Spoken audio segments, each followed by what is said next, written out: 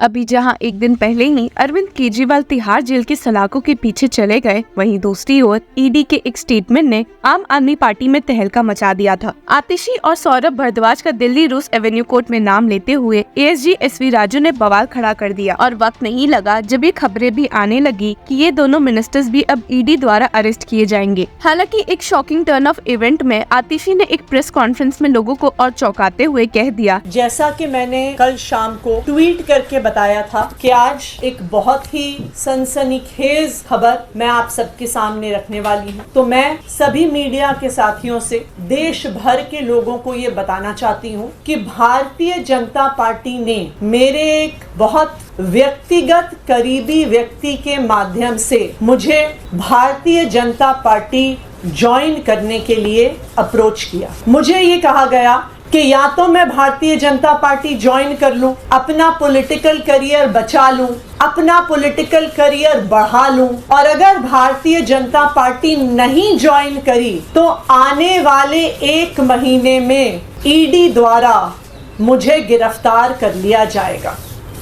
ये एक मेरे बहुत करीबी व्यक्ति के माध्यम से मुझे बताया गया कि बीजेपी ने उन्हें धमकी दे दी है कि या तो वो आम आदमी पार्टी छोड़कर बीजेपी ज्वाइन कर ले या फिर 2 महीने के अंदर उन्हें ईडी द्वारा तिहाड़ जेल में भिजवा दिया जाएगा, जहां वे बाकी आम आदमी पार्टी मेंबर्स के साथ दिखेंगी। जैसा कि आपको मालूम है, अरविंद केजरीवाल के अलावा सत्येंद्र जैन, मनीष सिसोदिया और संजय सिंह तिहाड़ जेल में मौजूद है, जो आए दिन बेल की डिमांड किए परेशान हो चुके हैं। इसी में आम आदमी पार्टी और राज्यसभा MP संजय सिंह की बेल प्ली की सुनवाई सुप्रीम कोर्ट बेंच में चली है, जिसमें उन्हें रिप्रेजेंट कर रहे सीनियर एडवोकेट अभिषेक मनु सिंघवी ने ईडी और उनकी ओर से मौजूद एएसजी एसवी राजू को खूब फटकारा है। और आप सुनकर चौंक जाएंगे कि इस केस की सुनवाई के दौरान जस्टिस संजीव खन्ना, दीपांकर दत्ता और पीबी वार्ले की बेंच ने पीएमएलए के कई प्रोविजंस पर क्वेश्चन उठाया है और काफी सोच में भी पड़ गए हैं। संजय सिंह, जिन्हें की इस केस में अक्टूबर 4, 2023 को अरेस्ट किया गया था, पर ईडी ने ये इल्जाम लगाया है कि दिल्ली लिकर पॉलिसी के इम्प्लीमेंटेशन और फ्रेमिंग में एक इम्पोर्टेंट रोल उन्होंने भी प्ले किया है। ईडी के अरेस्ट के बाद संजय सिंह दिल्ली रूस एवेन्यू कोर्ट के साथ साथ दिल्ली हाई कोर्ट भी पहुंचे थे, पर दोनों कोर्ट्स ने उन्हें बेल देने से सख्त मना कर दिया, जिसके बाद आखिरी रास्ता बचा सुप्रीम कोर्ट का। और हियरिंग के शुरुआत में ही सीनियर एडवोकेट अभिषेक मनु सिंघवी ने ईडी को फटकारते हुए कहा था कि उन्होंने दिनेश अरोड़ा के दिए स्टेटमेंट्स पर ही सिर्फ संजय सिंह को अरेस्ट किया है, जो कि इस केस में पहले अरेस्ट हुए थे और बाद में जाकर ईडी के लिए अप्रूवर बन गए। जिन्हें नहीं याद तो उन्हें बता दे कि बिजनेसमैन दिनेश अरोड़ा पर ये इल्जाम था कि इस लिकर पॉलिसी से फायदा उठाने के लिए उन्होंने संजय सिंह को 2 करोड़ रुपए दिए और ईडी का पूरा केस इसी 2 करोड़ रुपए पर बेस्ड है। सिंघवी ने स्टेट किया, Dinesh Arora was sent to judicial custody after which he made allegation for the first time. Apart from this, there are unrelated documents, another travesty of justice. Is it fair for the prosecution to put this statement in unrelied? I can't see or get it. Dinesh Arora is the star witness. They give him pardon, etc. This practice of relying on X but not Y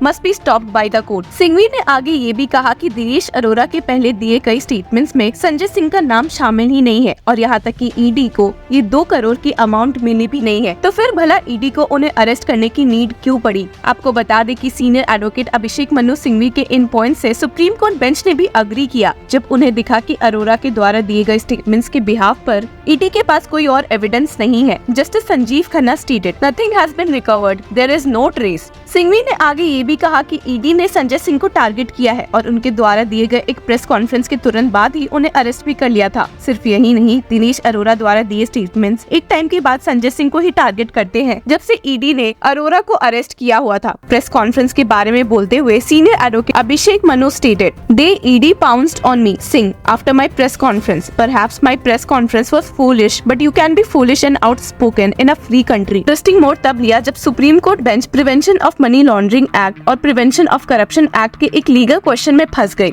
bench इस बात पर confuse थी कि क्या bribe amount, जो कि इस case में 2 करोड़ रुपए है और जो प्रिवेंशन ऑफ करप्शन एक्ट के अंडर मेन रोल प्ले करते हैं, पीएमएलए के तहत भी ईडी द्वारा अटैच किए जा सकते हैं। Justice Sanjiv Khanna stated, if you treat PMLA as separate offence, suppose someone takes bribe, can we in terms of PMLA act require that bribe amount should have been also made subject matter of attachment before invoking criminal proceedings. Justice Khanna ने court में एक hypothetical question raise करके लोगों को सोचने पर मजबूर कर दिया। Hypothetical question: if bribe amount is returned, Will PMLA case survive? Justice Khanna ने यहाँ पे ये भी कहा कि I could not find an answer in PMLA. Court इस पॉइंट पर ये बोलने पर भी मजबूर हो गए कि PMLA is meant for forfeiture of money laundered, और दोनों काउंसिल से सवाल करते हुए पूछा भी कि उस केस में क्या होगा जब किसी को रंगे हाथों ब्राइब लेते हुए पकड़ा जाएगा।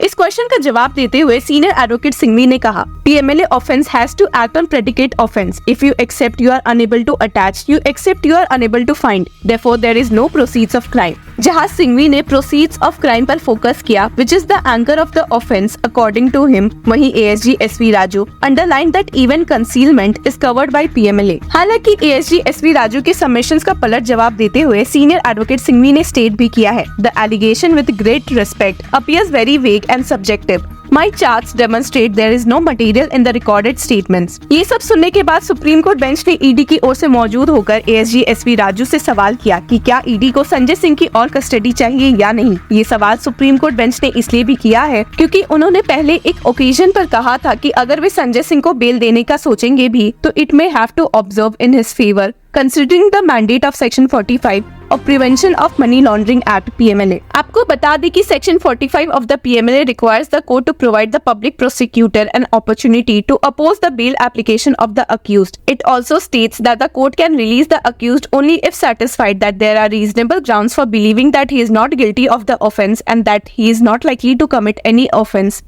while on bail. इसलिए सुप्रीम कोर्ट बेंच ने ASG SV राजू को समझाते हुए कह दिया, mister Raju, please keep in mind we have to as per the section 45 observe in favour of the petitioner. Please understand the implications of that during trial. So get instructions on whether you need further custody. Lunch के बाद जब ASG SV Raju ने कहा कि इस case में ED के पास अभी भी अच्छे पॉइंट्स है पर वे और संजय सिंह की कस्टडी की डिमांड नहीं करते हैं and stated without going into merits I will make a concession in the bail matter in the peculiar fact. तो सुप्रीम कोर्ट बेंच ने संजय सिंह को बेल ग्रांट करते हुए आम आदमी पार्टी को एक बहुत बड़ी खुशखबरी दे दी है. आतिशी ने भी अपना पॉइंट रखते हुए कहा, सिर्फ और सिर्फ अप्रूवर्स के, सरकारी गवाहों के दबाव पूर्वक लिए गए झूठे बयानों के आधार पर खड़ा हुआ है.